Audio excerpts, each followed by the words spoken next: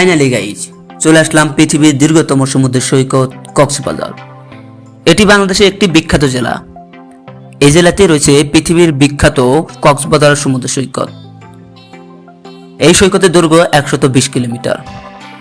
কক্সবাজারের নৈসর্গিক সৌন্দর্য সারা বিশ্বে ভ্রমণ পিপাসীদের কাছে বাংলাদেশকে তুলে ধরেছে অনন্য মর্যাদায়। শুধু ভৌগোলিক বিশেষত্বই নয়, কক্সবাজারের মতো অনুপম প্রাকৃতিক বৈচিত্র্য বিশ্বের অন্য কোথাও দেখা যায় না। কক্সবাজার বাংলাদেশের দক্ষিণ পূর্ব অঞ্চলের একটি বিখ্যাত শহর। এখানেই রয়েছে পৃথিবীর সবচেয়ে দীর্ঘ অবিচ্ছিন্ন সমুদ্র সৈকত। কক্সবাজার শহর থেকে শুরু হয়ে টেকনাফের বদর মোকাম পর্যন্ত বিস্তৃত এই সৈকতের দৈর্ঘ্য 120 কিলোমিটার। সুদীর্ঘ এই বেলাভূমি অঞ্চলে নানা রকমের বৈচিত্র্য দেখা যায়। বঙ্গোপসাগরের অপার সৌন্দর্য উপভোগের জন্য কক্সবাজার সবচেয়ে বিখ্যাত এবং জনপ্রিয়। এই সৈকতের পাড়ে রয়েছে পাহাড় আর ঝাউবনের মতো আরও অনেক কিছু দেখার।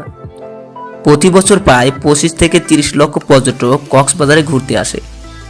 পর্যটকদের কাছে কক্সবাজার জনপ্রিয় হওয়ার অন্যতম কারণ হলো এই সৈকতের বিশালতা। প্রতিদিন প্রতিক্ষণ এর রূপ পরিবর্তিত হয়। গ্রীষ্ম, বর্ষা, শীত বা বসন্তের মতো প্রতিটি ঋতুতে সৈকতের সৌন্দর্য যেন ভিন্ন। এছাড়া সাগরের রূপ সকালে একরকম তো বিকেলে আর এক রকম।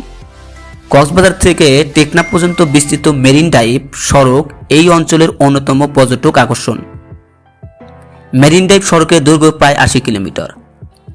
এই সড়কে চলাচলের সময় যে কোনো যানবাহন থেকেই প্রায় পুরোটা রাস্তা জুড়ে সাগর দেখতে দেখতে যাওয়া যায়।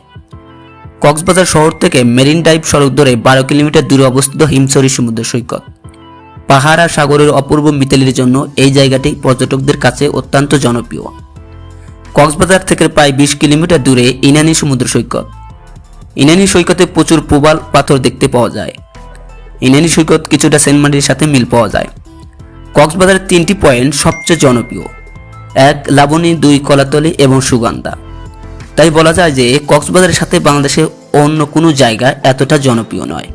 সো আজকের ভিডিও এই পর্যন্তই।